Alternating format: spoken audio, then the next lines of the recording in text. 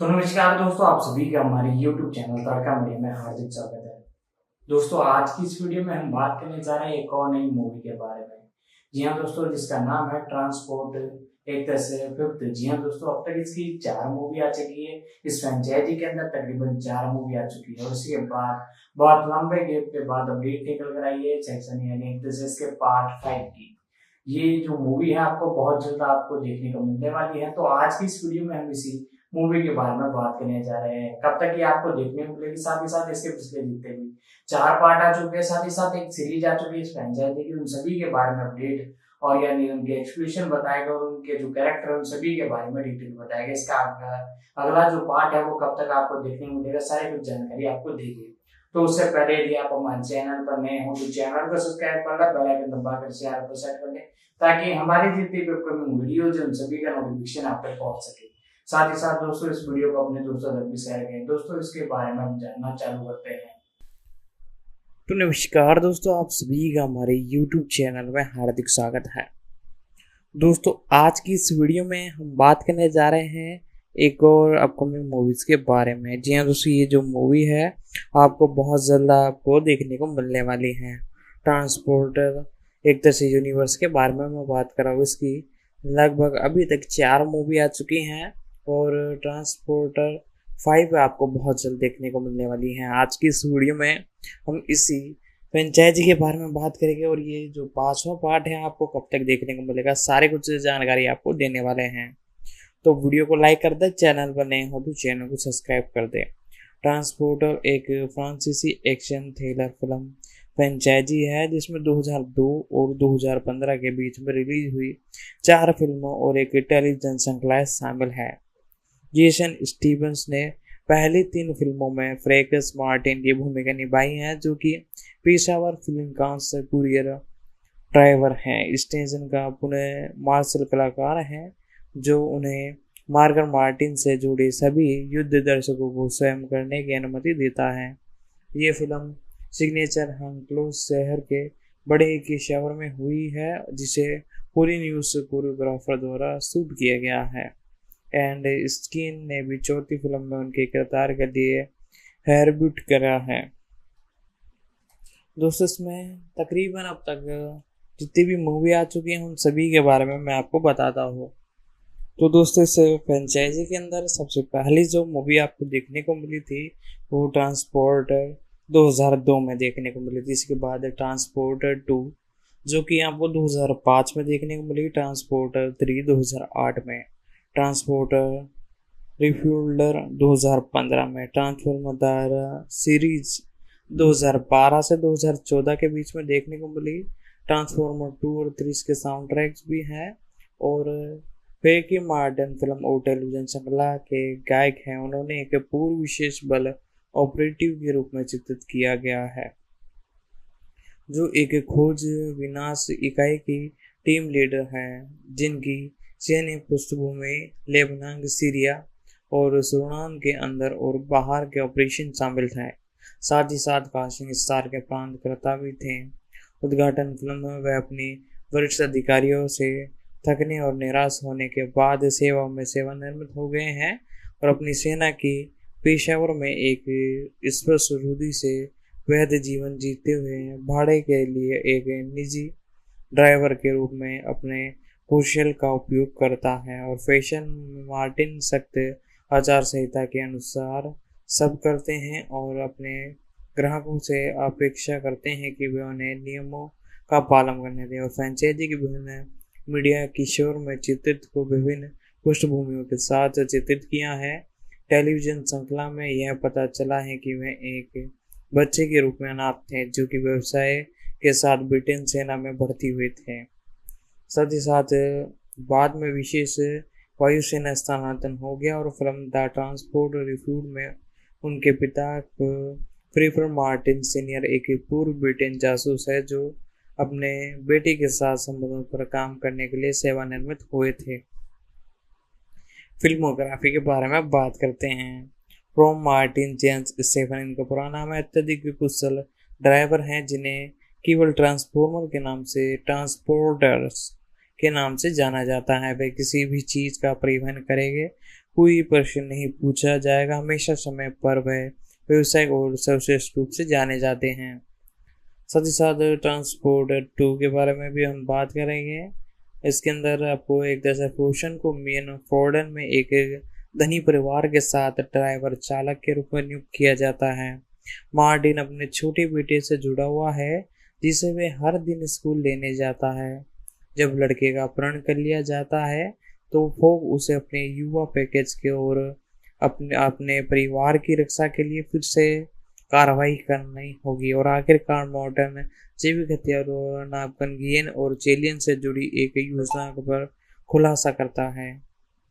साथ ही साथ दोस्तों इसी के साथ बताया जाता है कि आखिरकार मार्टिन जैविक हथियारों और नापाक गिने चेलियन से जुड़ते हुए की योजना का खुलासा करता है और ग्रेनी बम को पकड़ लेता है और मार्टिन सुरक्षित बच जाता है। फैल्कन ने इस फिल्म में ओडी A8W12 की शुरुआत की। इंस्पेक्टर टार्कोन ने इस फिल्म में भी प्रमुख भूमिका निभाई है। ये स्थापित हुई है और वह और क्रिश्चियन एक दोस्त और टार्कोन फैशन के बचाव के लिए पुलिस से झूठ बोलने की हद तक चले गए थे। साथ ही साथ दोस्तों इसी के साथ उनका खाना पकाने की क्षमता भी एक तरह से स्थगित है। ट्रांसपोर्टर 3 के बारे में हम बात करते हैं। प्रेकर पर यूक्रेन्स के लिए पर्यावरण संरक्षण एजेंसी के रूप में लियोन वॉन्सन की अपहृत बेटी वेलिट्रेन और स्टार्टगढ़ और बुडपेस्टन के माध्यम से काला सागर पर ओडसन में समाप्त होने के बावजूद दबाव डाला जाता है और रास्ते में इंस्पेक्टर टारकोरियन फेकन को उनके लोगों में संघर्ष करना पड़ता है जिन्हें उन्हें नौकरी लेने के लिए मजबूर और हथियारों से लैस किया जाता है और उन्हें रोकने के बजाय एक एजेंट और उसके यात्रा के समान सहयोग से जिनके बारे में उसी फिल्म के बीच ऐसे एहसास होता है वह पैकेज है और वेलिटेन के निर्देशांक संभाव में फैक्शन के इसमें शामिल होने के विरोध के बावजूद एक जीवन घात स्थिति से बचा हुआ है और फैकन और वेलिटन एक दूसरे से प्यार करना पड़ता है और फिल्म में मार्टिन फिर से एक अकलबंद ऑर्डिन A8W12 एक BMX साइकिल भी चलाते हैं। ट्रांसपोर्टर रिफ्यूड 2015 मई 2013 के कान्स फिल्म फेस्टिवल में यूरोपांग और चीन में फंडामेंटल फिल्म्स के सहायक निर्माण और शीर्षक वितरण के साथ एक नए रिब्यूट त्राही की घोषणा की गई। प्रत्येक फिल्म के बजाय संभव 30 से 40 मिनट से अधिक एक तरह से बीच होगी और कम से कम एक फिल्म की शूटिंग चीन में की जाएगी। न्यूज़ बेशन सभी फिल्मों का सह वितरण और निर्माण और लेखन करेंगे और अंग्रेजी अभिनेता एड स्केन ने श्रृंखला के चौथे सीजन में पेटन वार्डी के रूप में स्टोफन की जगह बना ली थी। साथ ही साथ दोस्तों इसी के साथ चौथी फिल्म ट्रांसफॉर्मर रिव्यूड संयुक्त राज्य अमेरिका में 4 सितंबर 2015 को मुख्य रूप से कैलिफोर्निया डेलस के निर्देशांक में रिलीज की गई थी। साथ ही साथ जेबी ग्लीजन ने 2021 की नेटफ्लिक्स की मूल film America the motion picture Morton और ट्रांसफॉर्मर की आवाज़ दी जिसमें उन्होंने बेनेडी कोस्टन ऑर्डन और स्टोन खोज ड्राइवर के रूप में दर्शाया जाता है। साथ ही साथ दोस्तों हॉलीवुड रिपोर्ट्स ने 2013 में एक रिपोर्ट दी कि वह यूरो पार्क और कॉन्वेंट फ्रेशन और ट्रांसफॉर्मर फ्रेंचाइजी के 3 विभाग की किस्तों पर वितरित निर्माण और वितरण करेंगे। साथ ही साथ दोस्तों इसी के साथ और भी कई अपडेट निकल कर आ रही हैं, सारी कुछ मैं आपको बताता हूँ। आप वीडियो को कर दीजिए लाइक। इसी के साथ दोस्तों मुख्य रूप से मैं आपको बताऊं तो हॉली रिपोर्ट ने 2013 की रिपोर्ट दी है और यूरो पार्क में फंडामेंटल फिल्म्स और ट्रांसफॉर्मर फ्रेंचाइजी में 3 भविष्य की किस्तों का सहयोग और वित्त पोषण निर्माण और वितरण करेगा। इस सर्विस यानी परियोजनाओं का बजट 30 मिलियन से 40 मिलियन तक होगा। कम से कम एक फिल्म के चीन में सेट होने की संभावना थी। हालांकि 2015 में कम प्रदर्शन वाली रिफ्यूड के बाद सीक्वल्स के बारे में कोई अतिरिक्त जानकारी नहीं दी गई। और साथ ही साथ टेलीविजन सीरीज के बारे में बात करते हैं। Transporter the series transporter film का अधिकार एक टेलीविजन श्रृंखला और जिसका प्रीमियम आपको 2012 में 11 अक्टूबर को एक जैसे जापानी R10 और 6 दिसंबर को फ्रांस में M6 पर हुआ। क्रिस वेशन और जेम्स स्टीफन को मुख्य रूप से इसमें भूमिकाओं में लिया गया।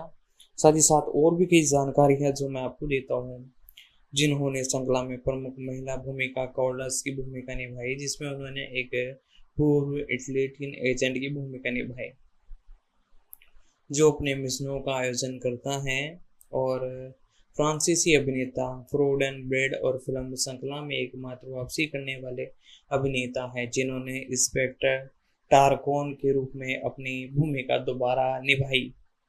इस श्रृंखला का प्रीमियम सिनेप्लेक्स पर करने का इरादा था, लेकिन उत्पादन समस्याओं के कारण उन्होंने ऐसा नहीं किया और TNT ने इसे उठाया और दोनों सीरीज प्रसारित की गई।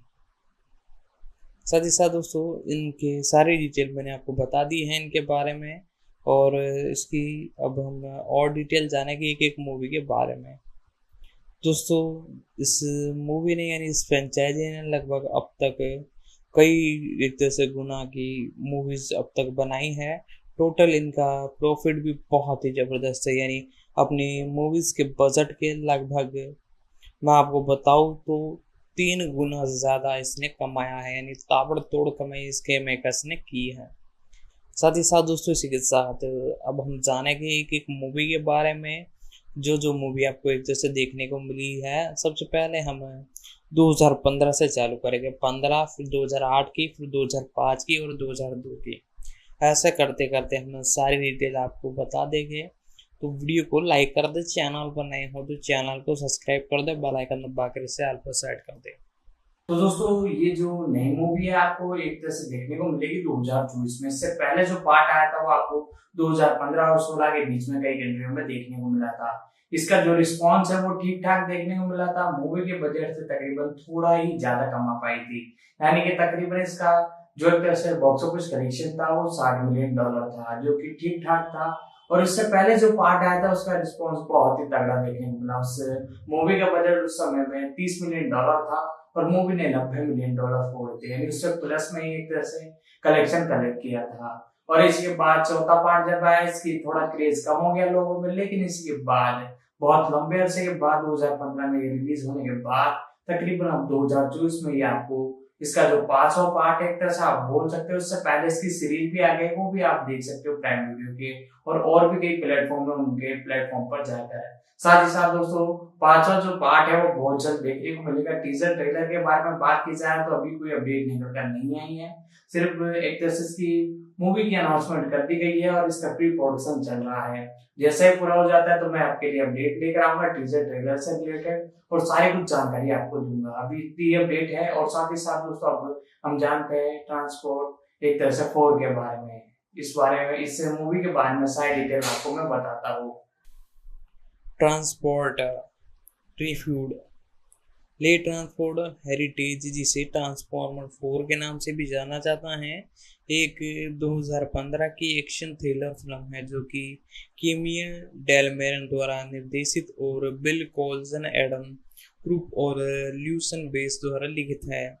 ये रिबूट और ट्रांसफॉर्मर फ्रेंचाइजी की चौथी फिल्म है। इसमें मेरकी मॉर्डेंस के रूप में एक स्केट रे और कोर्तियन राइट और साथ ही साथ दोस्तों और भी कई कलाकार देखने को मिले हैं, रेडिबिन ड्रेक्स और साथ ही साथ नोइजन लॉरेंस के साथ।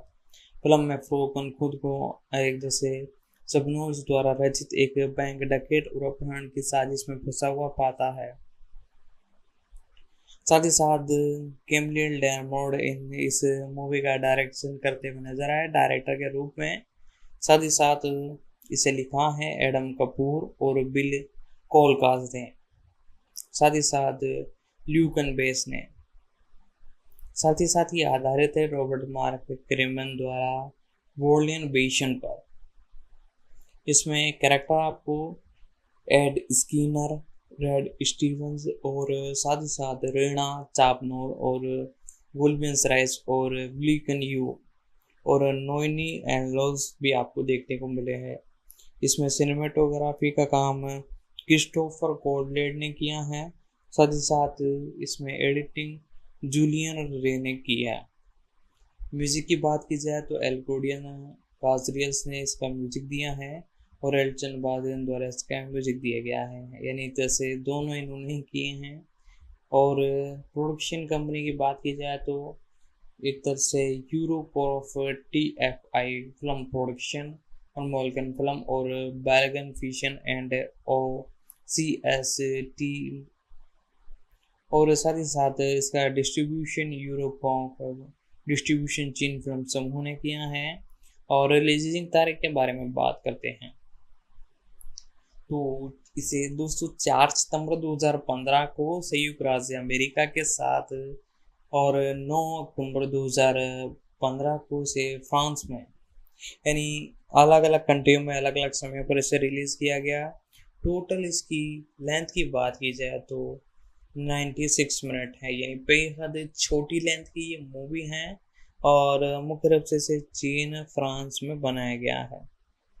इसकी लैंग्वेज की बात की जाए तो इंग्लिश है, इंग्लिश में से एक तरह से बनाया गया है और बाकी जितनी भी लैंग्वेज है उन सभी में से डब किया गया है। मूवी का बजट $22 मिलियन था और तकरीबन बॉक्स ऑफिस पर इसका जो प्रदर्शन रहा है वो $72.6 मिलियन के आसपास रहा है, यानी इसने अपनी बजट से तकरीबन 4 गुना ज़्यादा कमाई की है। साथ ही साथ चौथी ट्रांसफॉर्मर फिल्म में मूल फ्रेंचाइजी स्टार जेस स्टेमसन को भी शामिल करने की योजना बनाई थी, जिन्होंने अतिरिक्त किस्तों के निर्माण के लिए यूरोकॉप की साथ 3 फिल्मों का सौदा करने की पेशकश की गई थी और स्टेजन के साथ बातचीत विफल हो गई और स्किनर को काम पर रखा गया और फ्रेंचाइजी को फिर से शुरू किया गया, जिसमें पहली 3 फिल्मों में कोई वापसी करने वाले कलाकार नहीं थे। मुख्य फोटोग्राफी पोजीशन में हुई।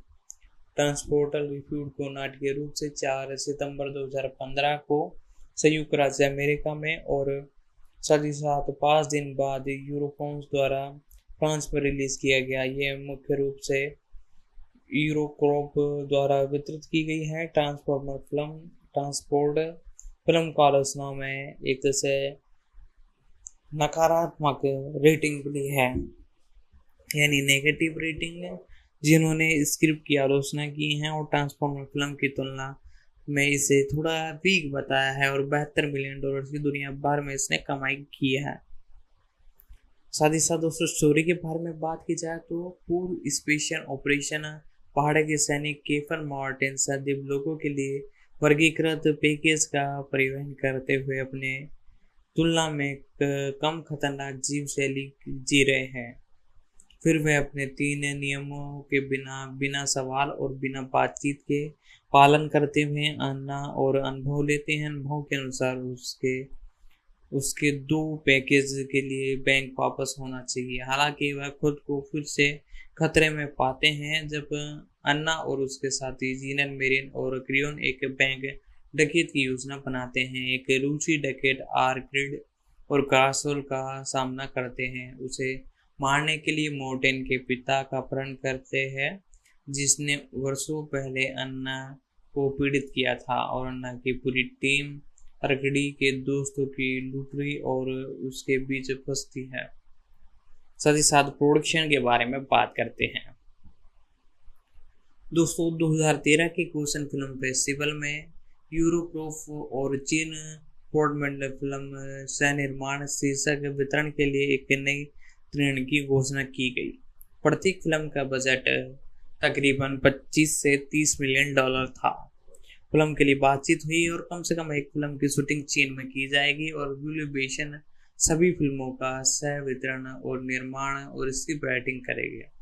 जेस स्टीफन के साथ बातचीत फेल हो गई, बाद में फ्रेंचाइजी को फिर से शुरू किया गया। यूरोकोफ चाहते थे कि वे स्टीनसन पहले स्क्रिप्ट का खुलासा किए बिना 3 अनुभव सोदी का हस्ताक्षर करे। साथ ही साथ दोस्तों इसी के साथ हम अब आगे बढ़ते हैं और प्रोडक्शन के बारे में जैसा कि हम जान रहे थे, कई अपडेट मैंने आपको बता दी थी और कई और चीज़ें मैंने आपको बता ही दी थी। साथ ही साथ दोस्तों कैरेक्टर के बारे में भी हम जानेंगे, एक एक कैरेक्टर के बारे में सारी कुछ डिटेल में आपको बताऊंगा। यूरो पार्क से चाहते थे कि वे स्टेटम पहले स्क्रिप्ट का खुलासा किए बिना 3 अनुभव सौदे का हस्ताक्षर कर ले। फिल्म की मुख्य फोटोग्राफी 1 अगस्त 2014 को पेरिस फ्रांस में हुई। रिलीजिंग के बारे में बात की जाए तो ये फिल्म मार्च 6 को 2015 को रिलीज होने वाली थी, लेकिन 5 नवंबर 2014 को यूरो पार्क ने फिल्म को 19 जून 2015 को रिलीज करने के लिए स्थानांतरित कर दिया। 1 अप्रैल 2015 को यूरो पार्क पहुंचने फिल्म को फिर से 4 सितंबर 2015 पर ले गए। के दोस्तों के साथ अब हम जानेंगे इसके बॉक्स ऑफिस के बारे में तो हमने जान ही लिया और प्रोडक्शन के बारे में भी हमने कई अपडेट आपको बता ही दी। तो दोस्तों इसके अंदर सबसे पहले आपको जो कैरेक्टर देखने को मिले हैं, दोनों तीनों चारों जितनी भी मूवीज हैं उन सभी की एक जैसे कैरेक्टर के बारे में हम जानकारी इसी में ले लें, क्योंकि एक आध कैरेक्टर अलग है, बाकी सब में सेम है। तो एडवर्ड जॉन स्क्रीनर इनका पूरा नाम है। साथ ही साथ इसी के साथ इनके बारे में बात की जाए तो इनका जन्म 29 मार्च 1983 को हुआ। एक ब्रिटेन अभिनेता, फिल्म निर्देशक और स्क्रिप्ट और रैपर हैं। उन्होंने स्वतंत्रता फिल्म या टेलीविजन श्रृंखला में एक अभिनेता के रूप में अनुभव प्राप्त किए। इसी के बाद वर्षों में उन्होंने टेलीविजन श्रृंखला में गेम ऑफ थ्रोन्स के तीसरे सीजन में डायरेक्ट नायरसन का किरदार निभाने के लिए जाना जाता है। स्क्रीन को बाद में super hero comedy film Deadpool 2016 में मुख्य रूप से खलनायक का रोल मिला था और साथ ही साथ किरदार निभाने वाली एक बड़ी स्क्रीनिंग मूवी स्क्रीनर ने action film the transporter rebut में जेसन स्टेथम की जगह ली 2015 में और अल्ट्रा बैटन एजेंट्स 2019 में हंगारी इंस्कारी शिकार साइबन जापान का चित्रण किया गया। बाद में उन्होंने एक्शन फिल्म मिडवेड 2019 में एक लेफ्टिनेंट डिक वेस्टन के रूप में भी अभिनय किया। एडवर्ड जॉन स्कोरियन इनका पूरा नाम है।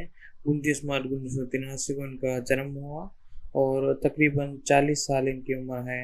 कैम्ब्रियन लंदन इंग्लैंड में हुआ और डायरलैंड दादर स्क्रीनियन इनका पूरा नाम है। मुख्य रूप से ये एक एक्टर हैं और 2004 से इस इंडस्ट्री में जुड़े हुए हैं। इनकी तकरीबन एक बच्चा है। स्किनर ने अपने निर्देशन की शुरुआत लघु फिल्म लिटियन रिवन रन 2020 से की, जिसमें उन्होंने एक इंस्टाग्राम पर जारी किया। और प्रारंभिक जीवन के बारे में बात की जाए तो स्कैनर का जन्म कैडियन लंदन इंग्लैंड में हुआ और उनका पालन पोषण वहीं और लंदन के अन्य नगरों हैरियन ईस्टलैंड में हुआ। वे अंग्रेजी और ऑस्ट्रेलियाई यहूद वंश के हैं और स्किन में फोर्स में स्कूल में पढ़ाई की। उन्होंने व्यायाम स्कूल ऑफ आर्ट, एक सार्वजनिक तृतीय कला विद्यालय से ललित कला चित्रण क्रम में बिना पोषण डिग्री के साथ स्नातक उपलब्धि प्राप्त की है।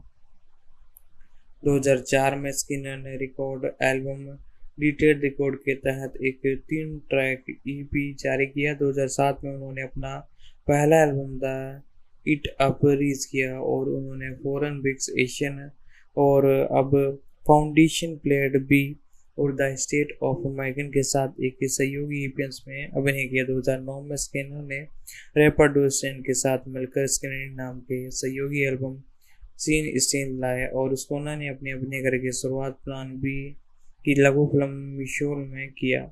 स्कैनिंग को उनकी पहली मुख्य भूमिका प्लान बी और एनिमेशन में की। स्कैनिंग ने टेलीविजन श्रृंखला गेम ऑफ थ्रोन्स के तीसरे सीजन में टारियन नेशन की भूमिका निभाई। हालांकि सीरीज के चौथे सीजन की उनकी जगह डच अभिनेता माइकल ह्यूशमैन ने ले ली। स्कैनिंग का पहला एक कहना है कि शो छोड़ना उनकी संबंधित नहीं है और 2014 में स्कैनिंग और ट्रांसफॉर्मर रिब्यूट में जेन स्टेन्स की जगह प्रमुख भूमिकाओं में ली गई और हालांकि फिल्म की आलोचना की गई लेकिन उनके अभिनय की प्रशंसा की गई। 2016 में इसके ब्लॉकबस्टर एक्शन फिल्म डेडपुल में प्रमुख कैरेक्टर की भूमिका निभाई, साथ ही साथ एक्शन की भूमिका निभाई। 2017 में स्कैनिंग जूसन विजन और राइडन के वीडियो में बुरे आदमी की भूमिका निभाने के लिए दिखे गए।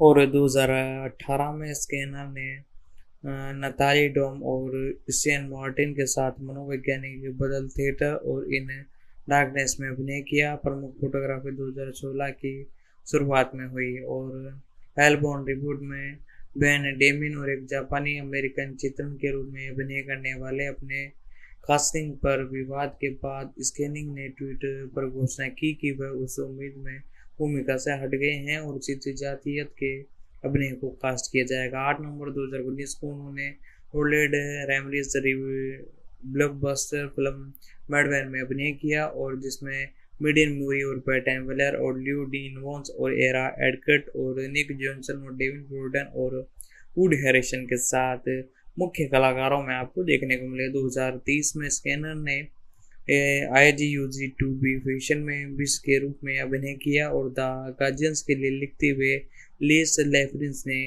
फिल्म को 1/3 स्टार दिया। इसे स्वाभाविक और उनकी अनुमानित कॉमेडी कहा। स्कैनर ने लघु ड्रामा सीरियल टीम विंस में निर्देशक और लेखन का अपने निर्देशन की शुरुआत की, जिसमें उन्होंने 20 जुलाई 2022 को इंस्टाग्राम पर रिलीज किया। साथ ही साथ दोस्तों मैं आपसे ये कहना चाहता हूँ, यदि आपको हमारी ये वीडियो पसंद आ रही है तो वीडियो को लाइक कर दे, चैनल पर नए हो तो चैनल को सब्सक्राइब कर ले, बेल आइकन दबाकर इसे ऑल पर सेट कर ले ताकि हमारी जितनी भी अपकमिंग वीडियोज हैं उन सभी का नोटिफिकेशन आप तक पहुँच सके।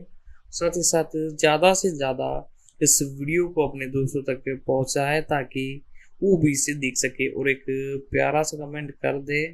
और साथ ही साथ दोस्तों यदि आपको और भी किसी सीरीज या मूवी के बारे में कोई अपडेट जाननी हो या कुछ रिलेटेड इंफॉर्मेशन जाननी हो किसी भी सीरीज या मूवी के बारे में तो आप कमेंट कर सकते हो। हम उस पर बहुत ही जल्द एक तरह से वीडियो लाने की कोशिश करेंगे। और साथ ही साथ हमारे चैनल पर MC और DC की एक तरह से यूनिवर्स की भी एक तरह से कई वीडियो आ रही हैं, जैसा कि हमने प्लेलिस्ट बना रखी है एक, और हम प्लेलिस्ट आपके लिए लेकर भी आए हैं जिसके अंदर सारी चीज़ें एक तरह से कवर हो रही हैं।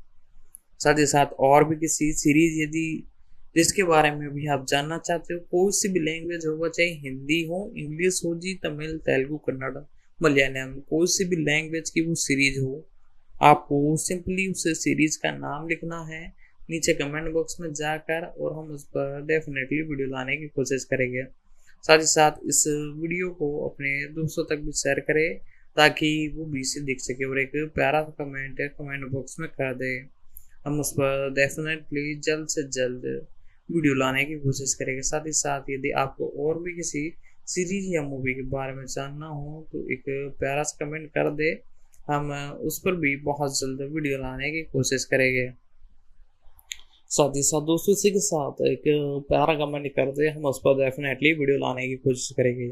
जब इसके अंदर 12 साल के थे इनके बारे में थोड़ी डिटेल में बताता हूँ। तब से वे ग्रीनविच लीजर लिमिटेड के एक तैराकी कोच रहे हैं और के पैडियन रोड पुल और जिम में ऑर्कन जैसे अवसर केंद्रों में काम करते हुए नजर आए हैं।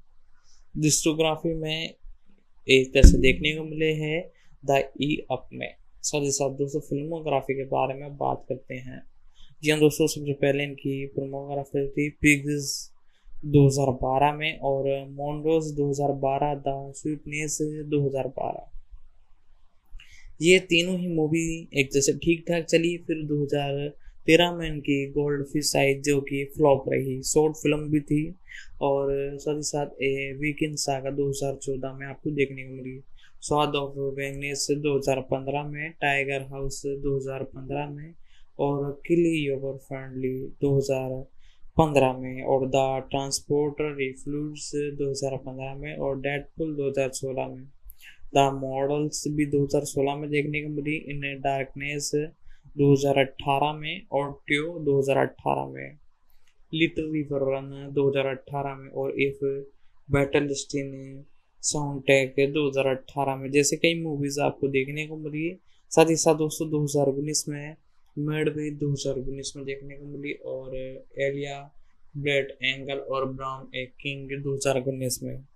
साथ ही साथ और भी कई मूवीज है जो आपको कई जगह देखने को मिली है, जैसा कि मोनालिसा एंड द ब्लोडी मून 2021 में। साथ ही साथ टैको बेल फ्रेश अगेन, और साथ ही साथ रिबिल मून 2023 के अंदर आपको ये देखने को मिले हैं। जी हाँ दोस्तों, ये जो मूवी है आपको 22 दिसंबर को नेटफ्लिक्स के OTT प्लेटफॉर्म पर देखने को मिली थी।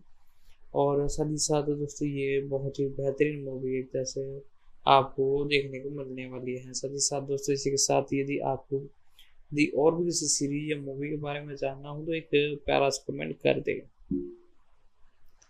साथ ही साथ दोस्तों टेलीविजन की बात की जाए तो ट्यूनल्स 2013 और गेम ऑफ थ्रोन्स 2013 में आपको देखने को मिले। तो दोस्तों इस कैरेक्टर के बारे में भी मैंने जितनी डिटेल हो सकती थी मैंने बताई। अब हम जानेंगे अगले कैरेक्टर के बारे में, रे स्टीवेंस के बारे में। जॉर्ज रेमंड स्टीवेंस का जन्म 25 मई 1964 को हुआ और तकरीबन 21 मई 2023 तक। साथ ही साथ एक उत्तरी आयरिश अभिनेता है। इन्होंने फिल्म किंग आर्थ 2004 में टॉगनेस और BBC HBO टेलीविजन श्रृंखला रोमन 2005 से 2007 में और टैलन पुल्स के लिए भी कई अभिनय किया है, जिनमें मार्वल्स कॉमिक्स के पात्रों को चित्रित किया है। पुनी वॉल्स ऑफ जोल 2008 है, और साथ ही साथ मार्वल स्टूडियो के न्यूज में 2011 से 17 में द सुपर स्क्वाड शो और वॉलफ्रेडी में। उनके अन्य फिल्मों में किल द आयरन मैन 2011 शामिल है, जहां उन्होंने डेकेड डेरी ग्लेन का किरदार निभाया था, और द थ्रिलर मास्केट 2011 और RR 2022 जहाँ उन्होंने खलनायक गबर स्कॉट की भूमिका निभाई। उनकी टेलीविजन भूमिकाओं में मुख्य रूप से टेक्सन और 7वीं सीजन में यूक्रेन डकोद, इग्नोनिशन में ब्लैक शेलवंस के 3 और चौथे सीजन में ब्लैक विडन, स्टार वर्स विलियंस में स्टार वर्स और द क्लूरो वंस में सेक्शंस को आवाज देना शामिल था। साथ ही साथ जॉन रेमंड स्टीवेंस इनका पूरा नाम है, और 25 मई 1964 को इनका जन्म हुआ, उत्तर आयरलैंड में हुआ। मुख्य रूप से 21 मई 2023 को इनका जन्म हुआ था, और 58 साल इनकी उम्र है इटली के अंदर। साथ ही साथ मुख्य रूप से ये एक अभिनेता है, फिल्म निर्माता है, और साथ ही साथ स्टेज आर्टिस्ट भी है। 1983 से 2023 तक इन्होंने बहुत ही जमकर एक तरह से काम किया, और 1997 को इन्होंने रूथ जेमवेल से शादी की और 2005 में तलाक हो गया। साथ ही साथ दोस्तों इनके बारे में और डिटेल में आपको बताता हूँ। जॉर्ज रेमंड स्टीवेंस का जन्म 25 मई 1964 को उत्तरी आयरलैंड में काउंटी स्टीफन के लीबन्स में हुआ। वह एक ब्रिटेन पिता और एक आयरन माँ से पैदा हुए, और साथ ही साथ वह 8 साल की उम्र में अपने परिवार के साथ इंग्लैंड चले गए, पहले न्यूक्लियस ऑफ टेम्स के डेमियन क्षेत्र में और बाद में स्टीन टेलवंस में बस गए, जहां उन्होंने डिजाइन पदकथा पर बाथलेंस कॉलेज में दाखिला लिया। फिर विस्टन ऑर्डर विक थिएटर स्कूल में 29 साल की उम्र में स्नातक की उपलब्धि प्राप्त की, और स्टीवेंस ने अपनी फिल्मी शुरुआत में द थ्योरी ऑफ फ्राइडे 1988 में गिल्लोन्स के रूप में भी, और जिसे हेवन बोन्सन गार्डन के चित्रण को उसकी वाजिन को खोजने में मदद करने के लिए काम पर रखा गया था। 2002 में उन्होंने लघु फिल्म नो मैनलैंड में अभिनय किया, जो कि लंदन फिल्म स्कूल में स्नातक होने के बाद इन्होंने बनाई, और जो लंदन फिल्म स्कूल स्नातक होने से पहले अभिनेता एडवर्ड और लिकमन एटेन तस्कर थे। और साथ ही साथ दोस्तों प्रथम विश्व युद्ध के दौरान सेट की 12 मिनट की फिल्म में स्टीवन ने एक अनुभवी निजी व्यक्ति का किरदार निभाया था, जिसमें एक मुख्य अधिकारी को सुरक्षित वापस लाने में मदद करने के बावजूद किए गए थे। 2004 में उन्होंने किंग थर्सन और डायमंड की भूमिका निभाई। तो दोस्तों अब तक हमने इस वीडियो के अंदर ट्रांसपोर्ट 4 के बारे में जान लिया है, और ऊपर की जितनी भी अपडेट की सारी कुछ मैंने आपको बता दी है। साथ ही साथ दोस्तों इसी के साथ यदि आपको और भी किसी मूवी या सीरीज के बारे में जानना हो तो एक प्यारा सा कमेंट करते हैं, हम उस पर डेफिनेटली वीडियो लाने की कोशिश करेंगे। साथ ही साथ इस वीडियो को अपने दोस्तों तक भी शेयर करें ताकि वो भी इसे देख सके। साथ ही साथ यदि आपको और भी किसी सीरीज या मूवी के बारे में जानना हो, चाहे वो हिंदी हो, इंग्लिश, तमिल, तेलुगु, कन्नड़, मलयालम, कोई सी भी लैंग्वेज की वो मूवी, आप सीधा कमेंट कर सकते हैं, हम उस पर डेफिनेटली वीडियो लाने की कोशिश करेंगे। साथ ही साथ इस वीडियो को अपने दोस्तों तक भी शेयर करें, और जिस भी सीरीज या मूवी के बारे में जानना हो आप कमेंट कर नीचे लिख सकते हैं।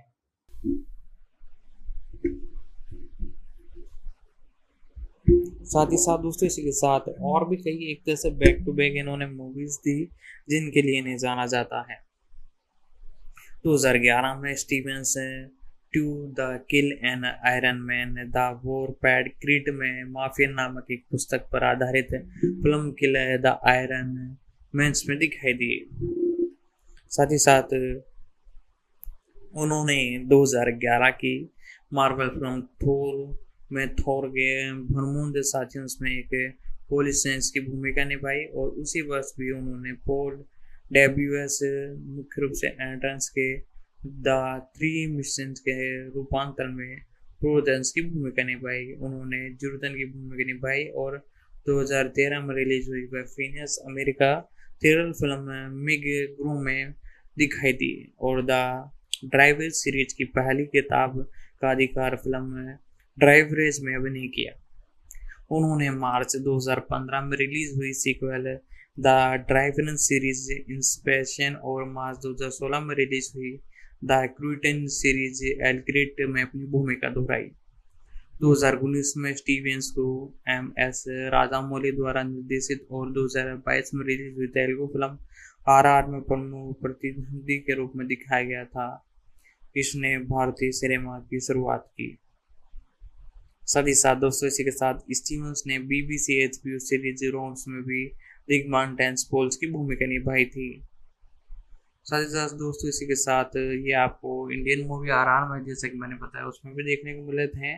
और 24 मार्च 2015 को निर्माता द्वारा ये घोषणा की गई कि वे स्टीफन स्टार संगला ब्लैक की सेल्सन के पात्र ब्रैंडन में टीचर्स के रूप में शामिल हो गए। स्टार वोशन सेलिब्रेशन 2023 में स्टीवेंस को आगामी संगला एशोन में डार्क जेडियन बैंस स्कूल्स की भूमिका निभाने की घोषणा की गई थी। स्टीवेंस को मंचे कार्य 2000 में यॉर्क मिस्टेन यूके मिस्टेन और प्लान यूडिएशन में भूमिका निभाने में शामिल हुई। साथ ही साथ दोस्तों इसी के साथ सबसे प्रसिद्ध हिस्सा शायद 2003 में रॉयल नेशनल थिएटर में जेसन मार्टिन के साथ जॉन बेशन द्वारा द ड्रेचर्स ऑफ माल्फिन में कॉर्डियन का किरदार निभाया। 1987 में स्टीवेंस ने लंदन में अंग्रेजी अभिनेता रूथ जेम्स में शादी की। उनकी मुलाकात बेड ऑफ गोल्ड 1985 के सेट में हुई, और बाद में उन्होंने PK फैक्ट्री 1987 में विवाहित जोड़े की भूमिका निभाई। शादी के 8 साल बाद 2005 में उनका तलाक हो गया। साथ ही साथ दोस्तों इसी के साथ स्टीवेंस का उन्हें 29वें जन्मदिन से 4 दिन पहले 21 जुलाई 2023 में निधन हुआ। मौत का कोई कारण सामने नहीं आया, लेकिन कथित तौर पर टेली के दीप स्टेनकेशन के सेट फिल्मांकन के दौरान उन्हें अस्पताल में भर्ती कराया गया था, और शहीद स्टीवन सह कलाकार को श्रद्धांजलि अर्पित की। फिल्मोग्राफी इनकी बहुत ही जबरदस्त थी। इनके बारे में मैं आपको बता देता हूँ। The theory of the flight 1988 और GMT ग्रीनविच मीन थीम 1999, 2002 में no man's land 2002, king Arthur 2004 और आउटपोस्ट 2008, पुलिस सरवाज जोन 2008, क्रूजर ड्यू फैक, द वैम्पायर्स एशियंट और द बुक ऑफ एलिस। साथ ही साथ दोस्तों द ऑदर गीस 2010 में, और किल द एरमिशन और थोर 2011 और द थियर मुस्क्रेटा और GL जोन्स रिलेशन और जेन मैनफ्रीड कार और थोर द डार्क वर्ड 2013 और डिव ग्रेंट 2014 और बिग गेम 2014, द ड्यूंजर सीरीज इन्फ्यूशन 2015, साथ ही साथ द डेविड सीरीज एलिगेंट 2015। साथ ही साथ final score 2018 Indian movie RRR में भी आपको देखने को मिले, जो कि बॉक्स ऑफिस पर सुपर हिट रही।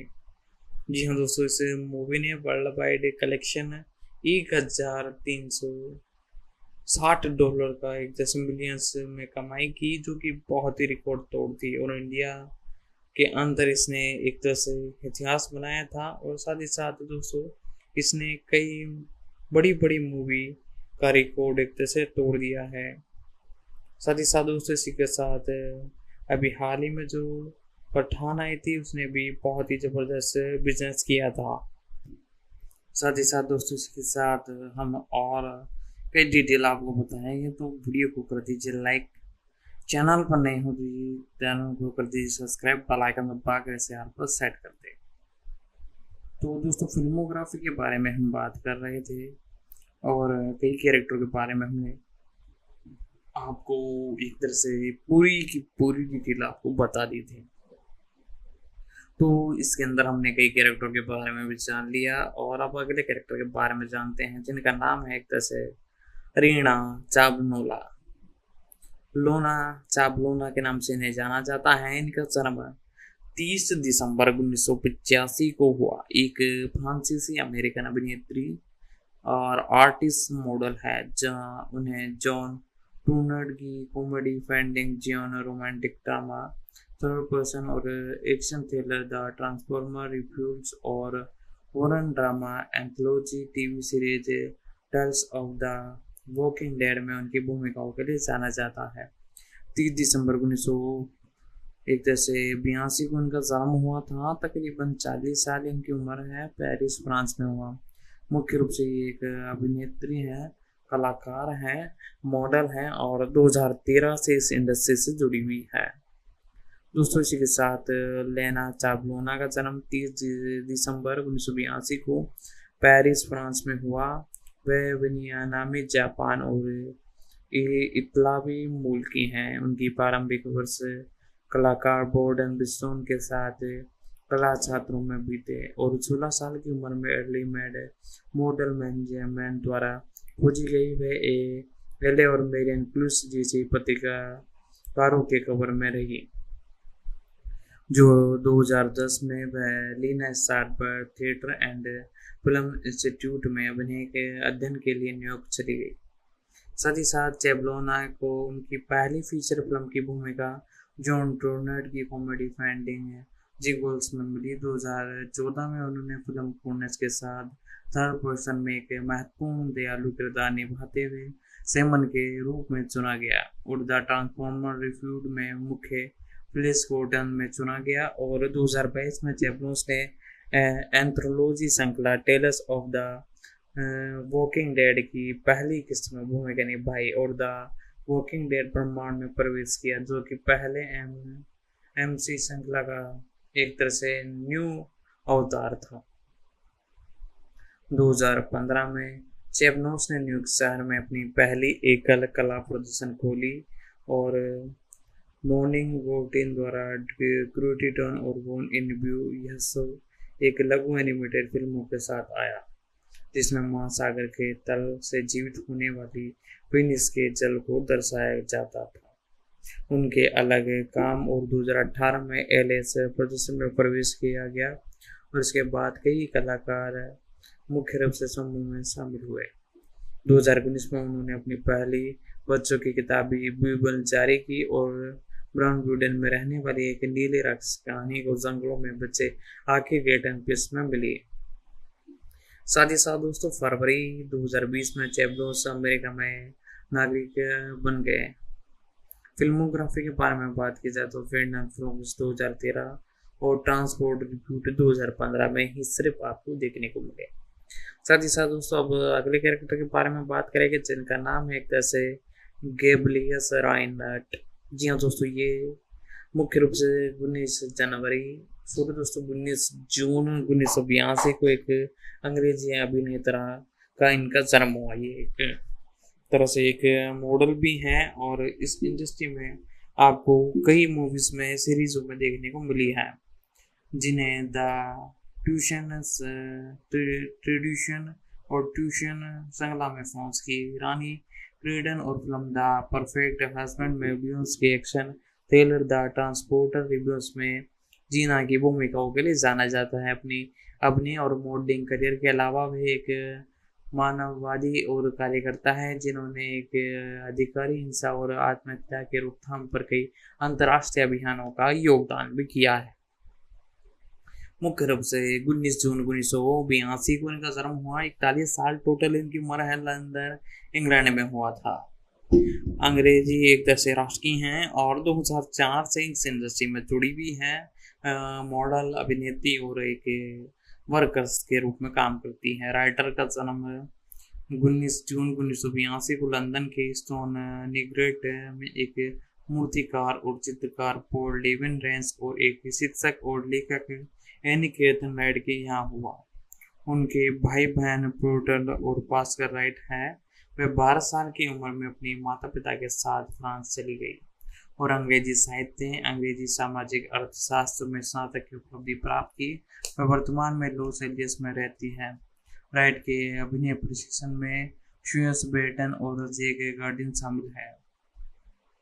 2004 में राइट ने विजय सिंह द्वारा निर्देशित फिल्म $1 से करियर में अपनी भूमिका दोहराई है। 2007 में राइट ऐतिहासिक नाटक श्रृंखला द ट्यूशन में फ्रांस की रानी ट्यूशंस के रूप में दिखाई दी है। 2014 में राइट HBO की आलोचना ड्रामा सीरीज 2 ब्लड के 7वें सीजन में दिखाई दी है, जिसमें उन्होंने सिल्वी की भूमिका निभाई है और द परफेक्ट हस्बैंड में ब्रिटन रोबन और कार्ल ब्रेटन्स के साथ भी भूमिका निभाई है। 2015 में right action thriller the film the transporter rebut में दिखाई दी है, जिसका निर्देशन केमिल टेम्ब्रोस ने किया है। 2016 में रैंस को फिल्म सिक्योरियन में रूबियंस के रूप में भी लिया गया है, जिसमें एलोब्रेट भूषण और बेनी हिस्सन थे। 2018 में राइट ने एक्शन थ्रिलर फिल्म रेबन वुड की भूमिका निभाई, जो कि जेम्सन डी फ्रोडन द्वारा निर्देशित एक जासूसी कॉमेडी स्कूप थी। और राय ने प्रेडसन होजे द्वारा निर्देशित 2011 की अमेरिकन एक्शन फिल्म ही एक द हिटमैन वैन बॉडगार्ड में एंटोन बर्डन्स के चित्रण के लिए व्यक्तिगत हैबिट्स और वंश की भूमिका निभाई। साथ ही साथ दोस्तों राइट ने 2005 में निर्माता थियन क्रूशन से शादी की। 2010 में उनका तलाक हो गया। इनकी फिल्मोग्राफी के बारे में थोड़ी डिटेल में आपको बता देता हूँ। 2004 में एल्बर्ट और एक व्यापारी के साथ मुख्य रूप से देखने को मिली। मूवी के अंदर एल्बर्ट सेट मैट में और $1 क्री 2004 में, और मेरी जैसी फिल्म 2005 में देखने को मिली। द लास्ट गैंग मुख्य रूप से 2007 की बड़ी मूवी में भी आपको देखने को मिली। साथ ही साथ 22 बुलेट्स 2010, क्लोसन 2013 और एवरियस 2014 जैसी बड़ी बड़ी फिल्मों में आपको देखने को मिली। और द ट्रांसपोर्टर रिफ्यूड 2015, साथ ही साथ आई एम नेवर अलोन 2022 के अंदर आपको देखने को मिले। पोस्ट प्रोडक्शन में ये एक तरह से चल रही है, इसमें आपको देखने को मिलेगी। टेलीविजन सीरीज के बारे में बात की जाए तो आई इन कोरियन प्रोजेक्ट 2007 के एक एपिसोड में, और द ट्रिब्यून्स 2007 में, एरो 2016, द वे 2017 और एक्टर टीम 2018 जैसे कई मूवीज में आपको देखने को मिले हैं। साथ ही साथ दूसरे के साथ हम अगले कैरेक्टर के बारे में जानते हैं, जो कि इस एक तरह से मूवी और फ्रेंचाइजी में भी आपको देखने को मिली है। जी हाँ दोस्तों, इनके बारे में कुछ ज़्यादा डिटेल नहीं है, लेकिन फिर भी मैं आपको फटाफट से इनके बारे में बता देता हूँ।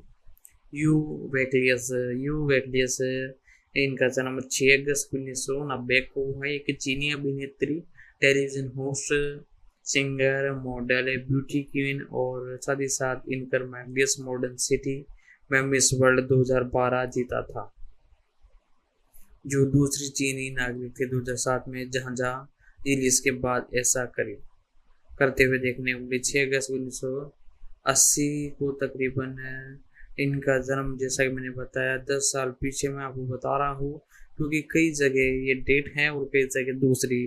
तकरीबन यदि ठीक माना जाए विकिपीडिया के हिसाब से, यदि बताया जाए तो 34 साल इनकी टोटल उम्र है। चीन में इनका जन्म हुआ और तकरीबन मुख्य रूप से ये आपको इस फ्रेंचाइजी में सारी फ्रेंचाइजियों में देखने को मिली है, यानी इस फ्रेंचाइजी की सारी मूवीज में आपको एक तरह से देखने को मिली है। ये किशन माता पिता की बेटी में दूसरी है। उनका जन्म 6 अक्टूबर एक तरह से 90 को पूर्व चीन और हिंडलूस में झांसी गृह में हुआ। यूं बचपन में गायक बनने के और संगीत और प्रकृति के शिक्षक का आनंद लेने का सपना देखते थे और हार्वर्ड विश्वविद्यालय में चीन लेखक और संगीत में 4 साल विश्वविद्यालय पटकथा पूरी की और वह वर्तमान में संयुक्त राज्य अमेरिका में हार्वर्ड विश्वविद्यालय में पढ़ रही है। 30 जून 2012 को बीजिंग जेरियंस लेक और रेगियोन्स ने मिस चाइना 2012 का ताज पहना। 10 अगस्त 2012 को यू ने डोशन फिटनेस और सेट स्टेडियम और ओर्टन सिटी और चीन में आयोजित 2012 में मिस वर्ल्ड प्रतियोगिता जीती। उन्होंने मिस टेनिस का नाम भी दिलाया था, जहां उन्होंने फाइनेंस के दौरान मंच पर अपनी विजेती प्रतिभा चीनी लोकगीत प्रदर्शित किए। सच साथ दोस्तों, इनके बारे में मैंने सारी डिटेल आपको एक तरह से बता दी है और कैरेक्टर भी शायद हमारे पूरे होने वाले हैं। कई कैरेक्टर के बारे में हमने आपको बता दिया और वही आपको बार बार एक तरह से बैक टू बैक आपको देखने को मिलेगा। एक और कैरेक्टर है जो कि इस फ्रेंचाइजी में आपको देखने को मिली है, नोमी हेन लोई। जी हाँ दोस्तों, 29 सितंबर 1980 को इनका जन्म हुआ और ये एक फ्रांसीसी मॉडल अभिनेत्री है, यानी एक तरह से मॉडल है और एक्टर है और वह कई मूवीज के लिए जानी जाती है। मार्क्स एंड स्पेंशन के साथ अपने काम के लिए जानी जाती है।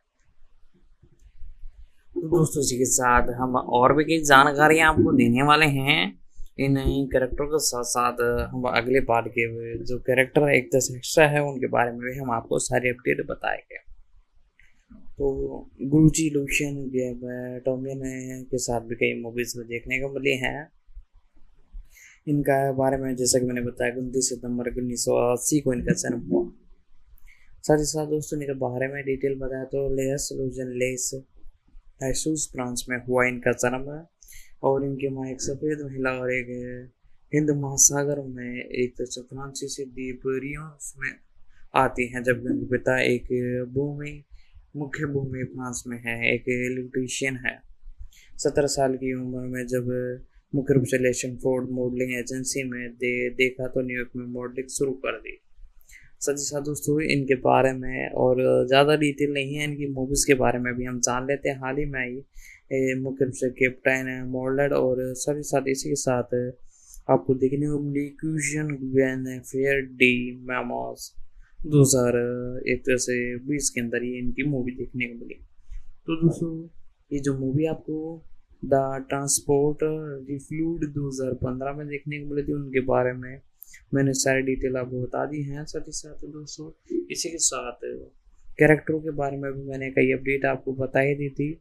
और साथ ही साथ दोस्तों, अब हम अगली मूवी यानी इससे पहले वाली जो मूवी थी उसके अंदर आपको एक कैरेक्टर देखने को मिले थे, फोर्स ऑफ ब्लडिंग के बारे में भी जानेंगे और सारी कुछ जानकारी आपको देंगे।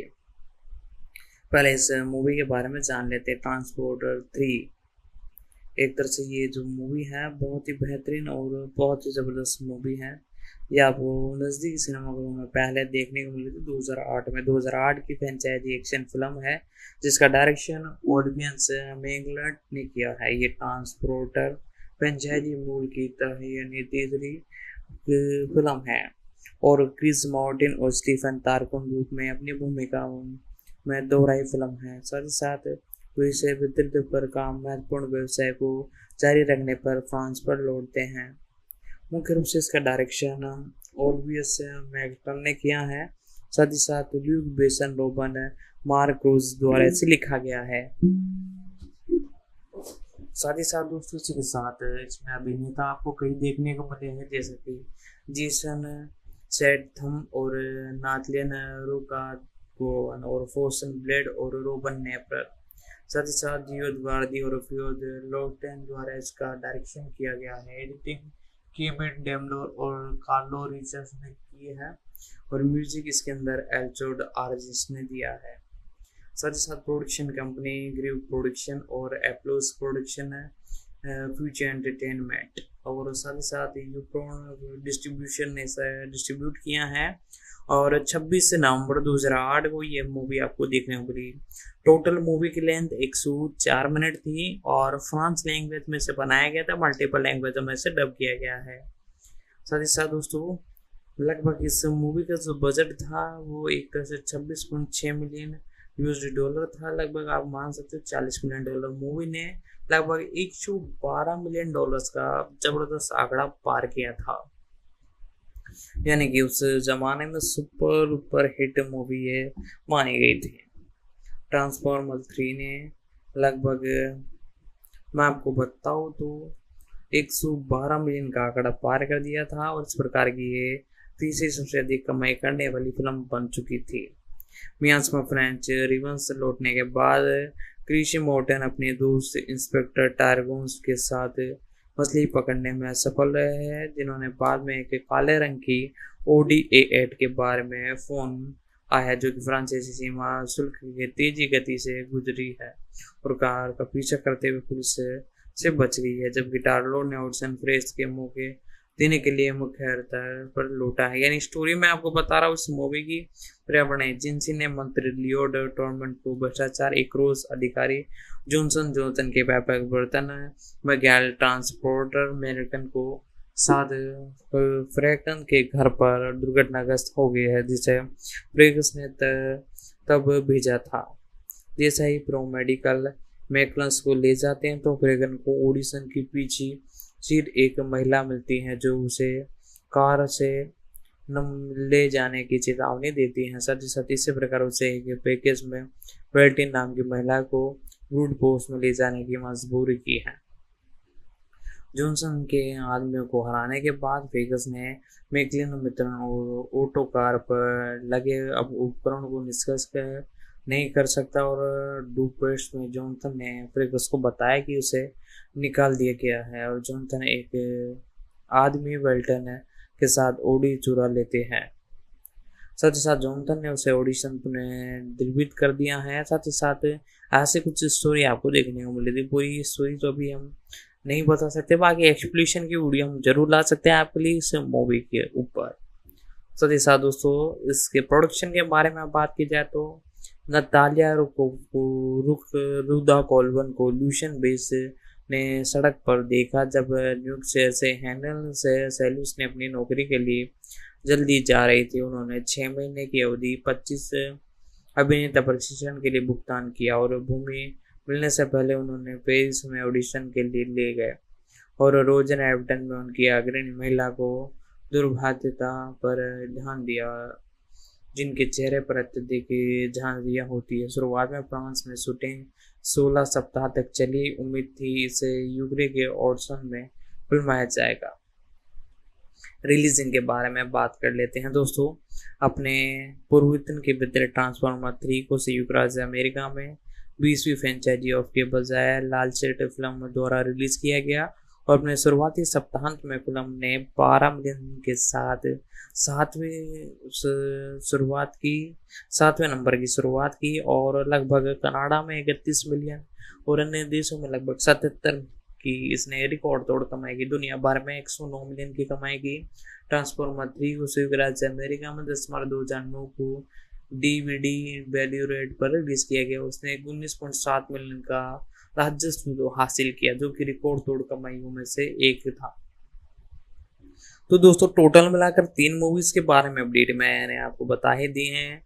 साथ ही साथ तीसरा जो पार्ट था उसके बारे में अपडेट मैंने बता ही दी। यदि आपको आज की हमारी वीडियो पसंद आई है तो वीडियो को लाइक कर दे, चैनल पर नए हो तो चैनल को सब्सक्राइब कर दीजिए, बेल आइकन दबा के साल पर सेट कर दे ताकि हमारी जितनी भी अपकमिंग वीडियोज है उन सभी का नोटिफिकेशन आप तक पहुंच सके। साथ ही साथ इस वीडियो को अपने दोस्तों तक भी शेयर करें।